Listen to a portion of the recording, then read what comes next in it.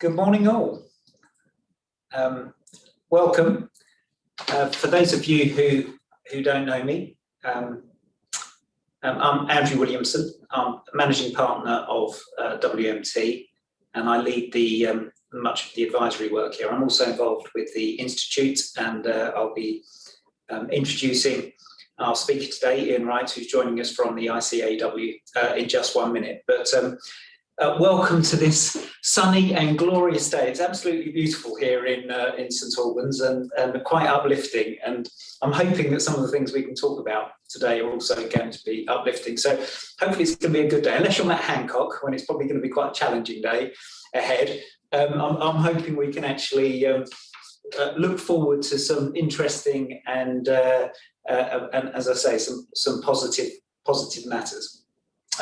Today we're going to be reflecting on the latest results from the ICAEW's Business Confidence Monitor report. Now, this is a quarterly report. I'll just touch a little bit on its significance. This report is compiled by Oxford Economics for the ICAEW, Institute of Chartered Accountants, England and Wales. And they've been doing this report for many years now. Iain will perhaps give a little bit more background on that, but it's nearly 20 years now, I believe. And over 1,000 chartered accountants are surveyed regularly, and it's a real finger on the pulse because these people are usually holding senior board level positions within organisations and can really give some feedback on what's happening and how that business is acting and reacting to what they see. So this report's used by many because it's viewed as a great lead indicator of what's actually happening in the economy, and it's the correlation between this report and what then happens with GDP is absolutely outstanding. So it's a first-class report, real quality data, and a great insight into what's happening. And it looks across many different areas of business activity, whether that's GDP or sales, or, income issues, investment issues, employment, and general confidence that the business has going forward. So, and it's how people are feeling about the next 12 months. So that's what we'll turn to in just 1 minute. And I couldn't be more pleased. We've got Iain Wright, Managing Director of the Reputation and Influence now at ICAEW. I met Iain a few years ago when I got involved with some of the ICAEW work, when Iain joined the Institute as Director of Business and Industrial Strategy in 2018, I think, back in April, so a few years in now. Iain, welcome.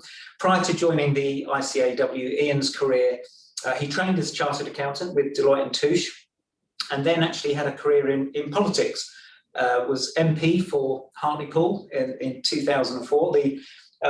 A spotlight on Hartlepool results recently, Iain, but you left it in good hands. So it's obviously been a topic of much debate in recent weeks. Iain went on to serve as a minister in both the Department for Communities and Local Government and also Department of Children and Schools, later become chair of the Parliament for the Business, Energy and Industrial Strategy Select Committee, BEIS, which I know many people on this call look closely at what BEIS are doing. And he's led high-profile inquiries into several matters, not least the sale of BHS, and also some of the working practices at Sports Direct. So a very interesting career. Academically as well, I know you hold an MBA from Durham, Iain. So Iain looks at this from many different angles. So Iain, over to you. Well, Andrew, thank you very much for that introduction. And it's lovely to spend some time with you, and I hope we can sort of interact and have a bit of a banter and challenge in terms of some of the things that maybe your clients are seeing as well. You gave a really strong introduction to the BCM, to the Business Confidence Monitor Index that we have. And I do think, as I think you share as well, that really great sense that there are about 3 aspects of this that I think are really strong. And what I mean by that is that it's been going for a long time, best part of 20 years. So you've got that rich length of data that means that you can compare and contrast what things are going on, which is really important. The second thing is you've got in the sample of 1,000 chartered accountants who are running businesses, advising businesses, as you said, I think you called it a pulse check. You have got that idea about where have I just been, where am I going in the next 12 months, and what do I feel now? What indicators does that mean in terms of jobs, sales, investment? And linked into that, I think this is one of the strongest indexes that can correlate what people think now compared with how the economy will be faring in 2 or 3 quarters' time. So that really strong correlation between the index today and GDP, say in the autumn, is very strong. And I think you'll see a bit of that coming out today. So this is for quarter 2, 2021. We carried out, or Oxford Economics carried out, the sampling between 18th of January and the 12th of April. And I mention that explicitly because I think that's really important, because if you think about, and it seems a very, very long time now, Andrew, if you think about that, it is looking at probably in the depths of despair with the third national lockdown.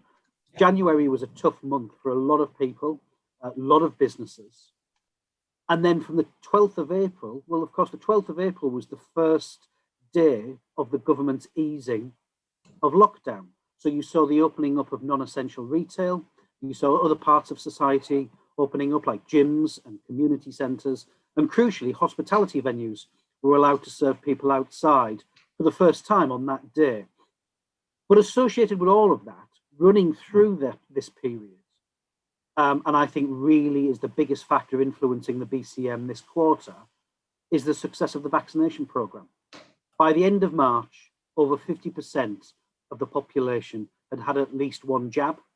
Many older people, and it depends on, of course, who those people are, but many people will be retired, might have more time and more disposable retirement income to spend in the economy. They had been completely vaccinated. And in addition to that, there are indicators that working people, if you're fortunate to stay in work, Andrew, you may have been furloughed, but if you haven't lost your job, you've got a relatively well-paid job, you don't have the expenses of maybe commuting into London or some other major city. You may have been saving money because you haven't had the ability to spend it, quite frankly. That has pointed to the accumulation of savings that actually the economy might see spent now in the summer and into the autumn. That's backed up by official statistics, actually. The level of credit and debit card spending in mid-April was 10% higher than it was a month previously. And retail footfall has improved, and restaurant bookings in the week of 12th of April, that first week back, had moved from 0, because they'd been closed, to 60% of their 2019 levels. So things are moving, and things are moving fast. So what does all this mean in terms of business confidence monitoring? Well, there's really strong optimistic news. The Business Confidence Monitor Index is showing a positive figure of plus 38.4. That's the highest level since BCM started, something like 2 decades ago. But I think what's even more important than that just headline figure, which on its own, Andrew, doesn't really mean much. I mean, what does 38.4 mean? What I find really interesting is the sharp trajectory upwards in confidence from even just a few short quarters ago. So back in quarter 4, 2020, which is actually not that long ago, it's 6 months ago, the BCM index stood at minus 20.4. So you've had something almost akin to a 60-point gap between 2 or 3 quarters. That's absolutely unbelievable. And that's the fastest rise in confidence that we've ever seen. And that eclipses even what happened coming out of the financial crash in 2009. So all that indicates that after a really dark year, a negative economy, seeing the sharpest fall in economic activity, arguably in 300 years, what you are seeing now is a strong rebound, a boost in economic activity, and an expected sharp rise in GDP over the remainder of the year. Now, this is not confined, Andrew, if I may say, to different sectors or different companies. It's not large companies reaping the rewards. It's not particular sectors seeing an upturn, although there are some sectors doing relatively better than others. Regardless of company size and regardless of the sector that you're in, you're seeing that sharp rebound. Domestic sales are expected to rise by 7% over the course of the next 12 months. Transport and storage and construction, after having a really bad 2020, are the most optimistic sectors. But that said, what's really interesting is banking, finance and insurance has done the strongest performance throughout the last 12 or 14 months, as has IT and communications. Now, I think that's because we've all still needed those products. Yeah. I think it's also a way in which we've been able to adapt, or those sectors have been able to adapt to ensure, they can work from home in a way that perhaps you can't in a supermarket or you can't on a construction site. So they've actually seen some growth. I'm conscious to have that conversation with you, Andrew, but ultimately what I want to say is, sales are up. Domestic sales are sharply up. Exports are up. As a result of this, people are expecting profits to be up quite substantially. Employment will be up. People will be returning from furloughing, and firms will be recruiting. And capital investment will be up to around about 2.8% over the next 12 months.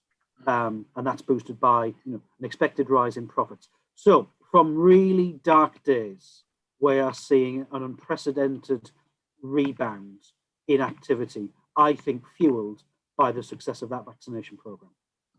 And that stark rebound, that V shape that we're seeing, is in a little bit of a contrast to what was predicted, which was that the recovery would take somewhat longer to bounce back. This business confidence monitor, I know you've been speaking with the Bank of England earlier this week. Are these findings supported by other surveys? Is this confidence reflected in other statistics that you're seeing, Iain?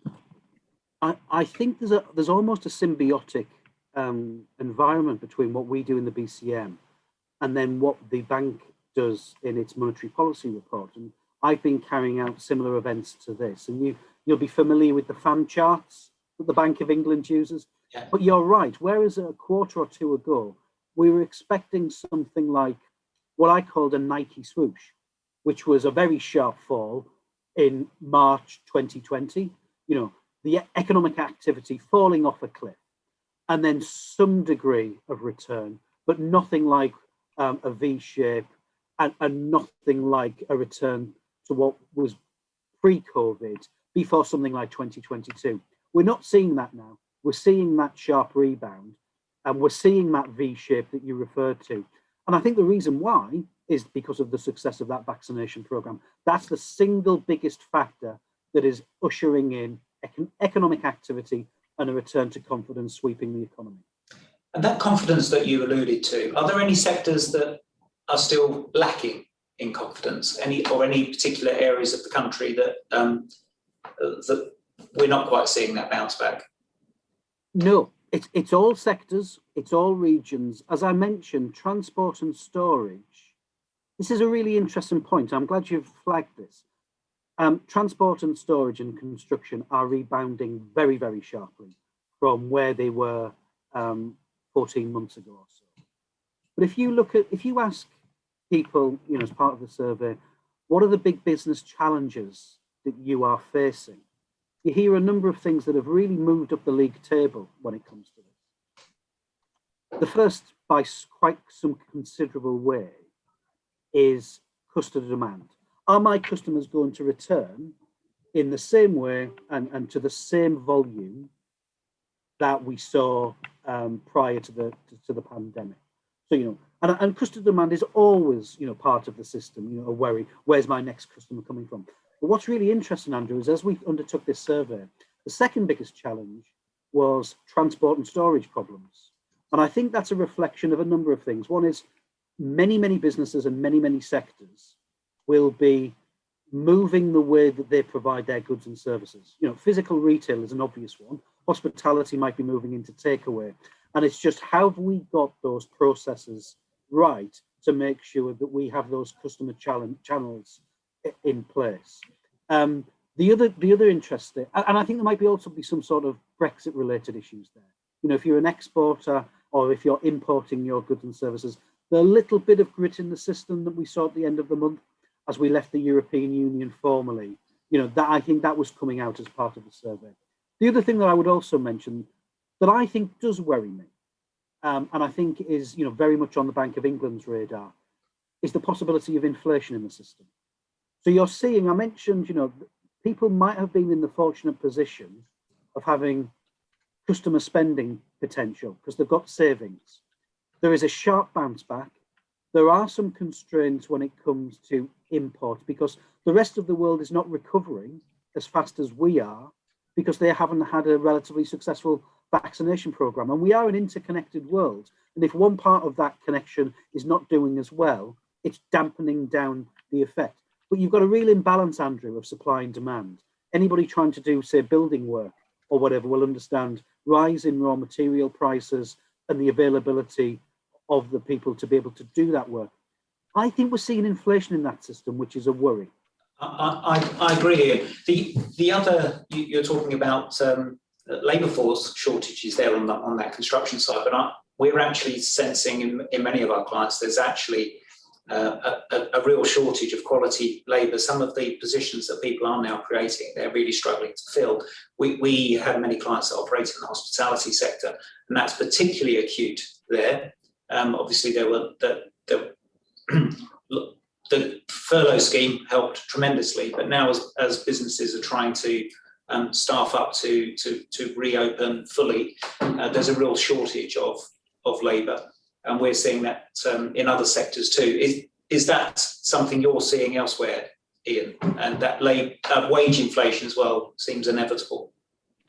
I think we're not seeing that quite so much as reflected in the survey, but I do think when you see any economic downturn, history shows us that, and construction is probably the best example of this, that you know, when you want to start to return to normal, you go and try and get your brickies or your joiners, and they say, oh no, we're going to go and do something else. And somehow the labour pool shrinks as a result of every economic downturn in that construction sector. The other part of that, this time, is of course the leaving of the European Union and the availability, you know, of labour from a wider pool, Eastern Europe or what have you. So you are seeing that real pressure, and particularly this time in that particular sector, which I think will cause some challenges, and I think we'll have, you know, a long lead time in construction, even though the optimism is really strong. I think that optimism point is also backed up. I saw some statistics today that actually the insolvencies level of corporate and personal insolvencies is at an incredibly low level, which wasn't predicted at all. It's lower than pre-pandemic levels. Now, I don't know whether that's a case of some of the government interventions, whether that be furlough schemes or whether that be bounce back loans, whether that be C-bills, rate relief, whatever, numerous economic interventions to help, whether that's flattened the curve, if you like to use the sort of pandemic speak. But right now, the reports I've just seen for April show it's a record low, an unbelievably low level. There are a number of factors, the way that I'd want to respond to that, Andrew, and I think you make a really good point. And I'd like your views, actually, about how you will be advising clients on this, because you're right. I mean, the unprecedented level of state intervention in terms of C-bills, in terms of the furloughing scheme, was a major policy success and stopped the economy completely collapsing. So let's give credit where credit is due there.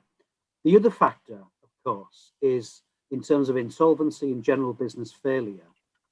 Businesses don't fail at the bottom of that curve. They fail coming back out. And I think there's a risk also that maybe firms will start to trade too quickly to take advantage of that rebound. And you've got this culmination of events such as, you know, that demand, getting on the bike too fast, paying back liabilities like C-bills, like, you know, as the government has shifted payment of things like corporation tax and VAT, that you might have a cash flow problem, and that pulls you under. So I think, you know, the danger signs and the danger zone for insolvencies was not in 2020 as such. It's coming out now, and we might see more and more of that, despite the huge optimism that we're seeing in the index. Yeah, I think that's a fair comment. That's the typical cycle, isn't it? As we come through, and that overtrading kicks in, and a lack of working capital. Andrew, can I mention something else, which is the regional picture, which is I find fascinating and maybe certainly a persistent characteristic in the medium to long term, which and I think might affect you, you know, in St Albans, and that's a really good example.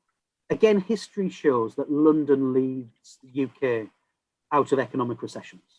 Just the simple strength, dynamism, and diversity of that, you know, regional economy, the economy of our capital, makes that happen. The last few BCM surveys indicate that that's not necessarily going to be the case this time round. And what's really interesting is, you know, there may be a reluctance to return full time to the office, and obviously that secondary spend in restaurants, in sandwich shops, in going to the pub or the theatre might be dampened down. The areas that will lead us out of recession as a country, the regions, will be the southeast and the east of England. And to some extent, surprisingly, the West Midlands. I think manufacturing is bouncing back quickly as well, although there's, you know, obviously concerns about supply chain availability and all of that. But I think, you know, if we're seeing a new normal, for want of a better term, the people are working 2 or 3 days, if they can, from home, and then going in, they're spending money locally, and it'll be a case of those home counties will pull us out of the recession, not the capital. And again, I don't know if you're seeing that, but I think it's a really interesting and somewhat unique characteristic of economic recovery that we've not seen before. We are seeing some of that. You're absolutely right. We are seeing some of that. The city centre locations, particularly where people are nervous of using public transport to access those formal work locations, there is definitely that's not moved out of second gear yet to get going. So whether that comes back quickly following June 21st reopening, assuming that happens, then we shall see. But I think actually many people, particularly in the hospitality sector, I know are keen to see some bounce back there in locations. Now, I'm conscious we've got several others on the call. Iain, are you happy opening it up to questions and input from some of the attendees? I think they may be able to post questions. You may be able to type in the questions. I think that's possible, Joe. I'd love to, Andrew, and I'd love some feedback as well. You know, are those signs that I've tried to convey? You know, strong optimism, hugely sharp rebound into activity on domestic sales, on exports, and leading to higher profits, which means higher employment and higher capital investment across all sectors, actually. Is that ringing true? Is that an experience of what people have been seeing in the last quarter? I'd like some sort of reaction and feedback to that, if that's okay. Thank you. So I think the Q&A, there's a button at the bottom for Q&A for those who are less familiar with Zoom, so feel free to enter your comments. The other area, just while people are hopefully pulling together their questions, the other area that surprised us is the level of M&A activity within the SME market that has remained buoyant through the last 6 months. So there's been considerable activity in that sector, which wasn't always believed to, or wasn't predicted to have come through. Okay, I've got a question here coming through from Kevin Jones at Amiga. Now, I know Kevin runs a finance business, provides finance to numerous people in various sectors, but not least the property sector. So, Kevin, I can see you've typed in, but I can't actually see the question yet. So I don't know whether that's a problem with me or a problem with what's been typed in. But we'll come back to you, Kevin, in just a second. Have there been any real obvious losers through this? There's been lots in the press about how the youth have suffered dramatically, and some of the employment opportunities for the younger generation have been hampered with the pandemic. Did any of those results, were they apparent in the survey? Yeah. Not necessarily in the survey as such, although again as a secondary issue, I think you're absolutely right in terms of people lay off less experienced staff, and the contraction of an economy means that there are fewer opportunities for young people who are leaving school, college or university. The market for youth unemployment is somewhat bleak. People get a foot on the job ladder by working in bars and hospitality, and that's not being made available. I think we'll see a long-term scarring when it comes to youth unemployment. That always tends to happen. So, if you're skilled, if you're qualified, if you've got experience, if you're in your 20s or 30s, or you might be able to bounce back quickly. For those younger, it's much more difficult. And I hope, as a country, to make sure that you don't have that long-term scarring, that people in their early 20s can get good opportunities. We've got to make sure that there's a concerted and coordinated effort to do that.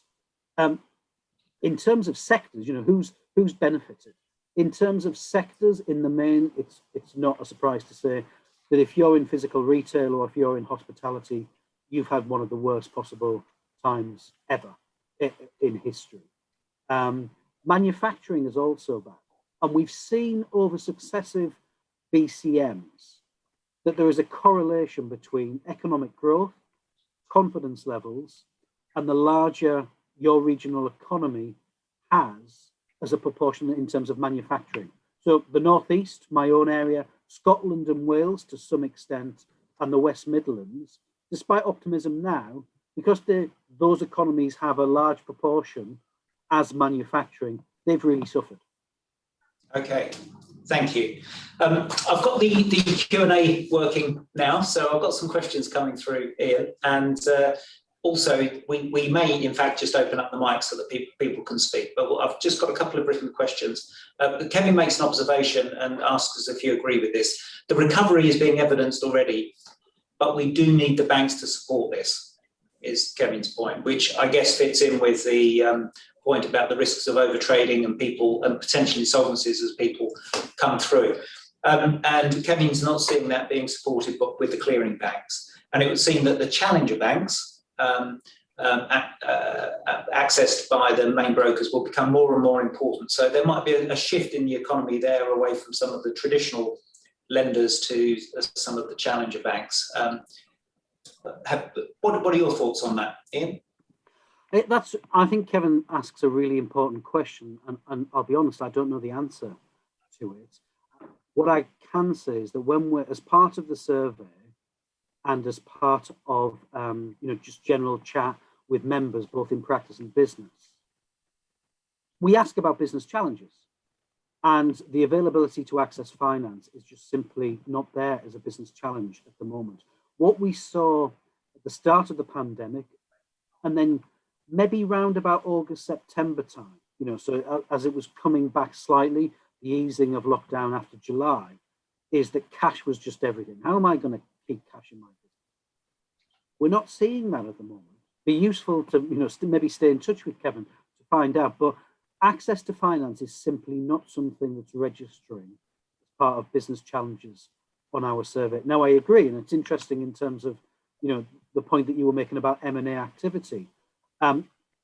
As people see greater opportunities, how are we going to fund acquiring businesses, growing businesses? But at the moment, that's not seen to be a key business challenge. We're starting to get back on our feet. We're starting to feel much better. Start of a new day almost, a new chapter in the country and the company's economic life.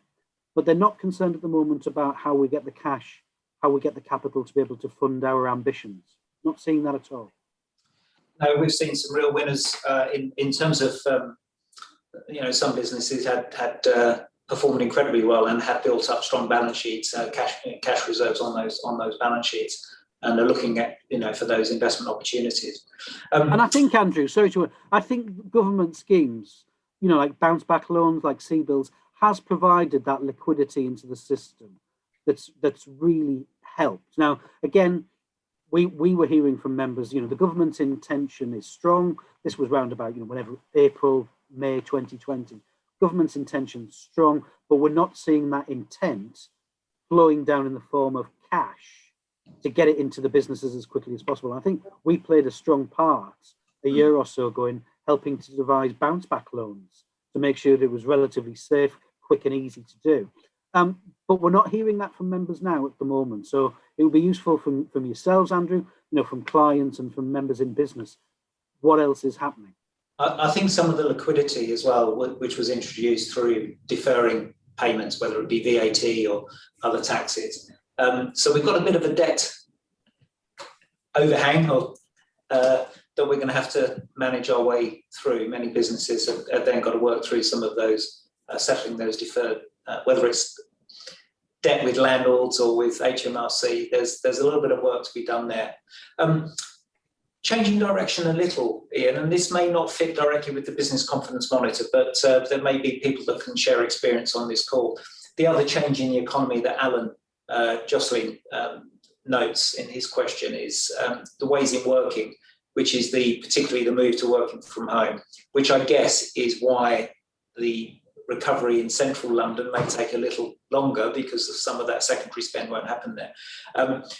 Alan's seeing that as becoming the norm and sees this as becoming something far more permanent with the blend of working from home and working in the office. I suppose that does then start to change the ways in which the economy in different geographical areas will react. Perhaps people don't need to be quite so proximate to London to feel they have those career opportunities. Maybe there is a levelling up opportunity there as people work remotely. Again, Iain, may not be directly from BCM, but are you seeing that? Are you hearing that becoming the norm, and are you seeing the economic ripples from that? Are you starting to see the evidence for that? Yes, we are. Now, there is a danger of a twin track economy here, Andrew, because as I mentioned earlier, if you're working in a supermarket or you're working on a building site, the idea of working from home is simply not available to you.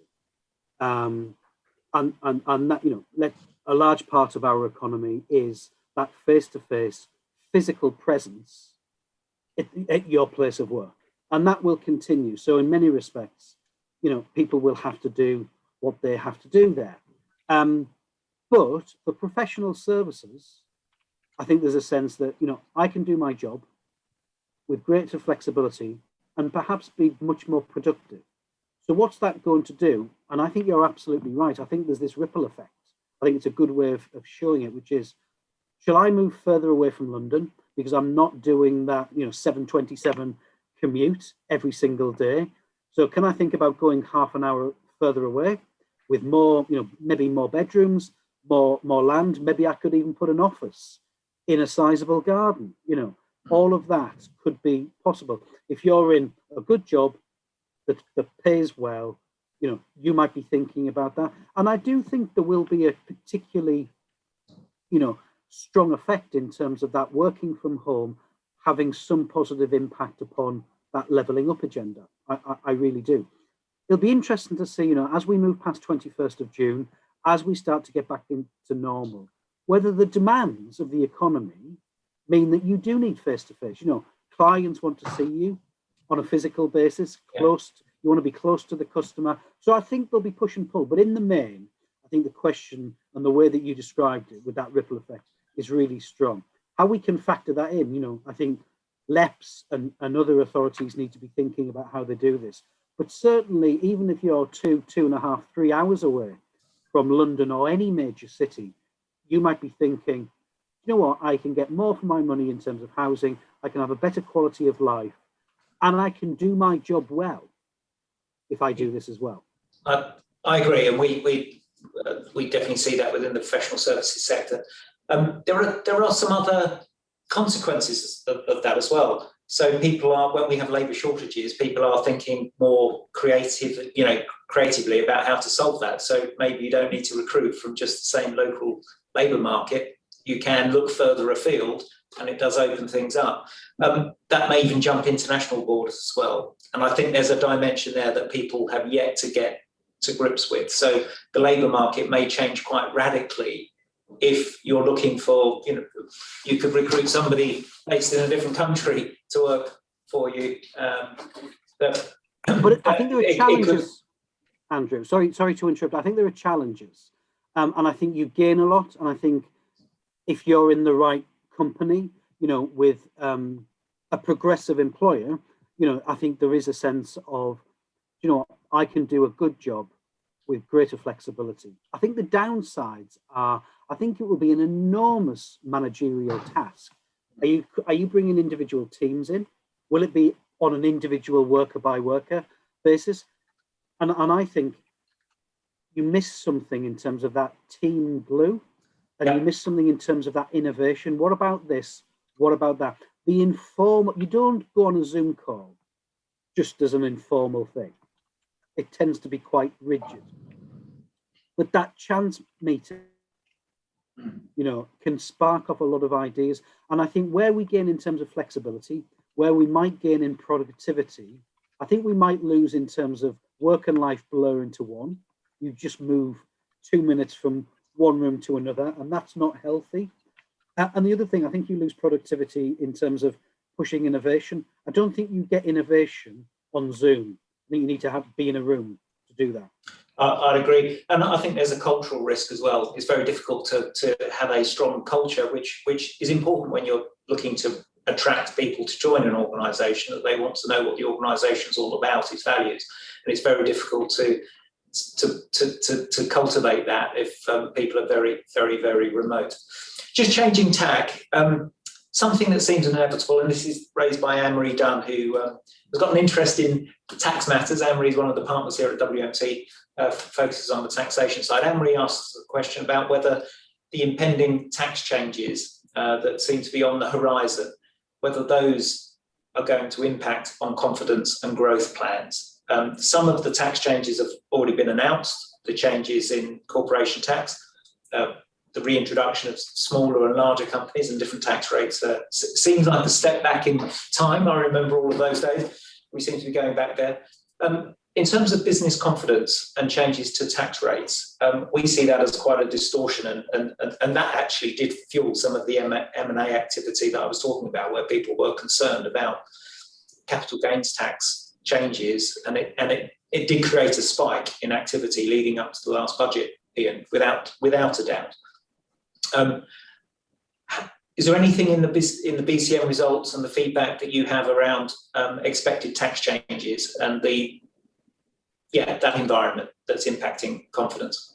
Anne-Marie, I think this is a really important issue, and I think not just in terms of tax rates and not just in terms of individual taxes, but I think, I was really interested, and I think it's really significant that when Treasury produced in March the tax day proposals about, making tax digital, a smoother administrative framework, paying tax early.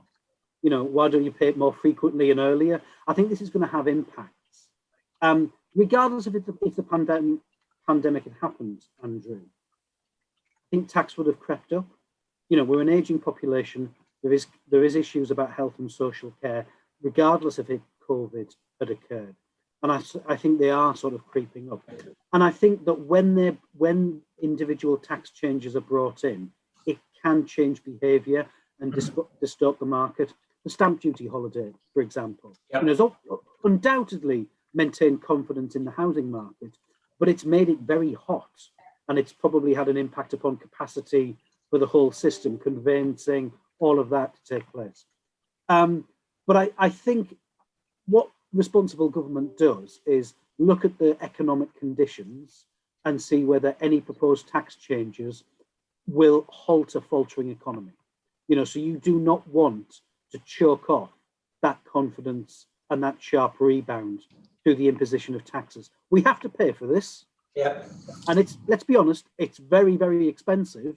it's almost on a wartime footing in terms of how we deal with this. I think there's a general consensus in politics that the answer is not austerity. It's not a return to austerity. It's trying to fuel increased tax receipts through growth. That seems very sensible. So I think the idea is, how do you calibrate the tax system to ensure that you get the receipts that you need in order to pay for this, whilst at the same time not choking off the recovery, which is undoubtedly starting to happen. Okay, thank you. Got a question in for Gordon. It's more of a question I can handle, actually. It's quite simple. It's whether people can get a copy of the full BCM report. Absolutely, yes. So we'll be emailing that out to everybody. It is a first-class report, but also all the historic reports are available on the ICAEW website, and I would really encourage you to sign up. You can subscribe to that report, and that will come out to you quarterly. We know lots of businesses that now use this to get that forward insight into what they think is going to happen in the economy. So, Gordon, yes, you will get a copy of that report, and I encourage you to sign up. Sorry, Andrew, I was just going to say, Gordon, as Andrew said, it's a really good, smart, easy to navigate part of our website. But we carve it up into different chunks. So we've got the national picture, we've got the graphs to show going back to 2003, but we also carve it up through regions and sectors, so you can hone in into areas, literal areas that you could be interested in. So it's very user-friendly. And I personally, I may be slightly biased here, Andrew, but I think it's incredibly informative, that can help just confirm what people might be thinking already, and then just help to sort of make those important decisions about hiring or taking on, new equipment or investing in a particular part of the business. Yeah, thank you. Gary Beckwith, got a question from Gary. It's an observation as much as a question. It leads on from the discussion we were just having in about working from home and that remote working. Now, Gary's very interested in the leisure sector, and led a business in central London for many years. And I guess his comment here is about some of those changes where people will be working from home, but then keen to go out and get interaction in the evening. So that will change opportunities for the hospitality sector, making them increasingly local rather than that proximate to work. So I think Gary's supporting that idea that we will see a change in some of those sectors. I hope I've understood your comment there, Gary, but please type in if there's anything else you'd like to add, which I think fits in. We're seeing that, as I say, in the hospitality sector. Some of the restaurants and pubs that have had beer gardens and nice places, they've had for people to congregate throughout as soon as the lockdown restrictions eased. The trade there picked up very, very quickly. People were keen to find those nicer spots to go and interact with others in that safe environment. So we think that will continue. What people have, I mean, if you think about why we needed an office, from the Industrial Revolution onwards, it was a means of control. Let's be honest. You supervised your staff closely to see that they were doing the work, and because of technology, you needed to have that centralized function. I think both aspects can come into big sharp questions now. So, if you're recruiting good professional staff with integrity who care about their work, they can work wherever they like, and the technology enables them to be able to do so. So, that excuse for an office is sort of redundant in the modern age. And I do keep thinking, Andrew, if the pandemic had struck in, say, the 1980s or 1990s, where there was no cloud, no ability to work from, what on earth would the economic and social effects have been? But so we are where we are now. But the other thing, I think Gary sort of hints at this, which is people do like that separation from work and home, and they like that decompression period where maybe you're commuting, you're listening to music, you're switching off from work, that it might be difficult to do if you're working from home by just going from one room to the next. That physical that lends into psychological separation is really important. So I think the job of managing professional services is going to be made much more difficult in that more flexible era now. I agree, and I think that we're so much more aware now of the mental health implications and trying to get the balance right and supporting people when they're in particular challenges, and people do need that switching on and switching off. And one of the things that we've noted, one of the negatives that people haven't been able to get that separation and have felt always on in the workplace. I think that's the questions that we've received, so I'm incredibly grateful for that. I'm also very pleased, Iain, that you've been able to join us today and take us through the report. Our intention is to keep these kind of meetings going with our clients, where we will send out the report and make those observations. And I thank you and all of your team for the work that you do to put it all together. I know with all of the strands that you've seen, as well as the BCM report and the Bank of England surveys and feedback that I know you were party to earlier this week, in terms of your thoughts on how the economy is going to pan out and interest rates and some of the macroeconomic changes, unemployment or employment/full employment, it did feel to us as if we were close to full employment before the pandemic hit, if I'm honest. How do you see things moving? Because we've got, even though confidence seems very high from this report, which is fantastic, and it's bounced back from a low point, there are still so many uncertainties out there. We have discussions at governmental level, obviously, warning people about new variants, possibilities of release from lockdown being slowed down. We still have many issues from Brexit to work through for things to recover. We still have things like the travel industry, perhaps on its knees, not knowing, people just don't have confidence to book. So even though business confidence is very high, I think we need to keep a balanced perspective here. We're not out of the woods yet. In your view, what are some of the key issues that we ought to be mindful of at an economic level, and some of the perhaps warning signs that we ought to keep an eye out for in the months ahead, to see if confidence is waning and the economy doesn't quite bounce back as quickly as we may now hope it will? I think you're absolutely right, and let's not disregard the key message of this survey, which is confidence is at the highest level it's ever been since we started. I do think there's some sort of relativity there, and what I mean by that is, if you've been in the darkest night, the start of the sunrise, however cloudy that might be, feels very bright indeed. So there may be some of that, but I do think that there's really very clear evidence for optimism and a much sharper rebound than I personally expected. Now, I think it's subject to an enormous amount of uncertainties and factors, as you say. I think you may have a particular variant. The Indian variant is particularly strong at the moment, that has an impact upon certain communities. That means maybe local lockdowns. That's going to knock confidence enormously, both locally and nationally. You've got different parts of the world, and I alluded to earlier, supply chains are really interconnected. And if we heard Jaguar Land Rover about a month ago shut a shift down because they couldn't get their parts from another part of the world. And you will still see that our recovery will be based very much upon the whole world recovery. But the thing that bothers me the most, Andrew, is inflation.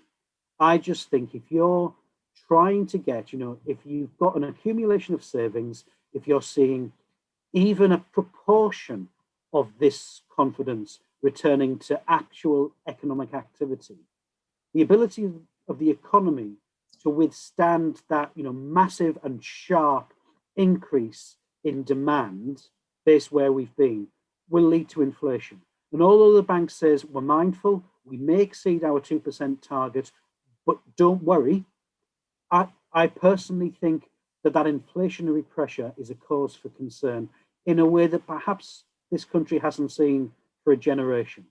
So there is huge uncertainty. You're absolutely right. That will vary according to where you are and what your business is. But I think the general sense is, are we seeing a return to inflation, the likes of which we've not seen since the 1980s? That's the big macroeconomic question for me. Okay, and I think that that makes perfect sense. In effect, with interest rates as low as they have been and the government borrowing money, it's akin to printing money. So we've got two factors there, haven't we? We've got at one level, the government printing money, and then the sharp rise in demand again. So you're absolutely right. So we need to keep an eye open for that and watch and look ahead.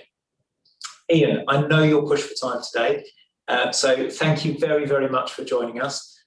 We really do appreciate it, and thank you very much. We look forward to doing this again in the future, we hope. So thank you very much. To everybody who's joined us, we appreciate the questions and the input, and thank you very much. We will get the report out to you, and we encourage you to subscribe so you receive it direct, but we will also make it available via the WMT website as well. So thank you all for your time this morning. I hope it was insightful and enjoyable. An absolute pleasure to discuss it with you, Iain. So thank you. Lovely to see you again, Andrew. Take care. And thanks, everybody. Pleasure. Take care.